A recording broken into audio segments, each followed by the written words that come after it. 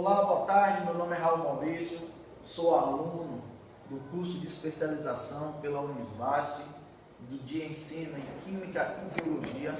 Vamos aqui apresentar o seminário, fazendo o referencial teórico do meu TCC, que tem por título Uso indiscriminado de medicamentos e implantação e descarte de medicamentos na unidade escolar Colégio Santo Antônio e postos de saúde da família PSFs na sede da cidade Coronel João Sá, Bahia. Inicialmente, nós temos aí por objetivo geral desse trabalho sensibilizar o corpo docente e discente dos nossos alunos da unidade escolar e comunidade de Coronel João Sá, dos riscos da intoxicação através do uso de medicamentos indiscriminado e armazenamento de substâncias medicamentosas vencidas. Bem, vamos então partir do nosso seminário, que temos aqui por título a sensibilização do uso indiscriminado de medicamentos e descarte racional de medicamentos.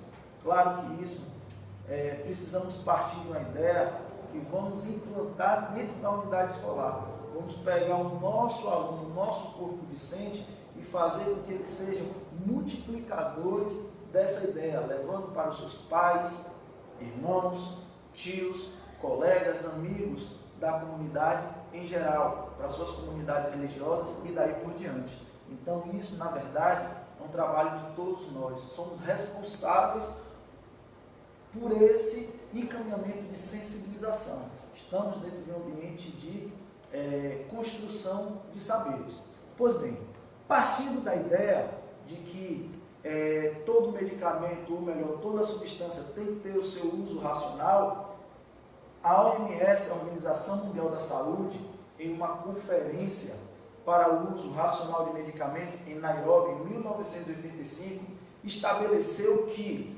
o uso racional de medicamento, de acordo com ele, é quando os pacientes recebem medicamentos apropriados para suas condições clínicas, em doses adequadas às suas necessidades individuais, por período adequado e pelo menor custo. Então, partindo dessa ideia estabelecida e proposta pela OMS em Nairobi, nós teremos um resultado. E que resultado é esse? A não geração desse próprio medicamento e, consequentemente, a redução do resíduo medicamentoso.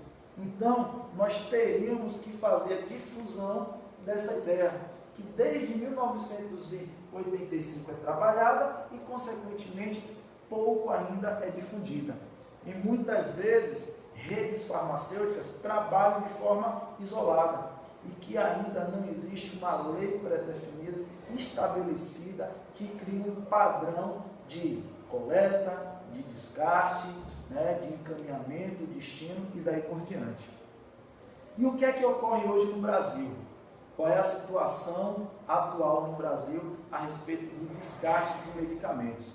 No Brasil ainda não existe uma regulamentação específica, como aqui, diante das pesquisas junto à Anvisa, nós observamos, não tem uma regulamentação específica no âmbito nacional, relacionada ao gerenciamento e destinação final, ambientalmente adequada. Precisamos levar sempre em consideração que vivemos em um ambiente e temos uma relação, nós temos uma cadeia. E diante dessa cadeia nós precisamos entender em quais níveis um processo de descarte pode afetar no nosso meio ambiente. Então precisamos ter uma destinação ambientalmente adequada. Uma outra coisa que existe ainda no Brasil é o processo do não conhecimento de como fazer, o que fazer, o como iniciar. Então, o Sistema Nacional da Vigilância Sanitária ainda inexiste critérios para difusão desse processo do descarte de medicamentos. E, por final, ainda os estados e municípios não convergiram para o entendimento de quais regras devem ser estabelecidas para trabalhar com o descarte. Pois bem, diante disso, uma das primeiras perguntas que se cria até mesmo no momento que a gente começa a levar isso para o nosso aluno, por que sobram os medicamentos? E aí alguns pontos que foram abordados e discutidos em processo de aula, né? Uma delas é a dispensação dos medicamentos além da quantidade exata para o tratamento do paciente. Esse daí seria o primeiro processo. O indivíduo está com algum problema, por exemplo, de infecção de garganta, o médico prescreve amoxicilina e na caixa dessa amoxicilina possui 20 dragas, mas o médico prescreve 12. Para onde é que vai esses 8 que por sua vez irá sobrar ao final do tratamento? Com certeza, para uma caixa de sapato ser armazenada dentro do guarda-roupa. Então isso daí cria o paciente um foco de intoxicação, de contaminação dentro da própria residência. Segundo ponto, a apresentação não condizentes com a duração do tratamento. Terceiro ponto, não implantação do fracionamento de medicamentos pela cadeia farmacêutica. Existe um pseudo-fracionamento nas farmácias. De que forma? A caixa possui 2 cartelas de Draga, cada cartela com 10, porém o tratamento só necessita de 6. Quando chega na farmácia, você até fraciona. Ao invés de comprar uma caixa com 2 cartelas, 20 comprimidos, você compra uma cartela com 10. Fracionou, ocorreu o fracionamento. Mas ainda vai existir um excesso, vai existir uma sobra. Então esse fracionamento, ele precisa ser um pouco mais trabalhado dentro da rede farmacêutica. Tranquilo? Quarto ponto, interrupção ou mudança de tratamento. Muitas vezes o médico acompanhando a evolução de determinado tratamento com o paciente, percebe que não está surtindo o efeito necessário ou ideal. O que é que ele faz? A mudança progressiva para um outro medicamento e, consequentemente, existe uma sobra do medicamento anterior. Novamente, esse medicamento vai para a sua residência, dentro de uma caixa ou numa dispensa, num armário, numa gaveta e daí por diante. Quinto ponto, distribuição aleatória de amostras grátis. Isso ocorre muito em postos de saúde de prefeituras, clínicas particulares, consultórios particulares. Muitas vezes é difundido uma amostra grátis, 2, 3, 4 caixas e, consequentemente, acaba ocorrendo uma sobra.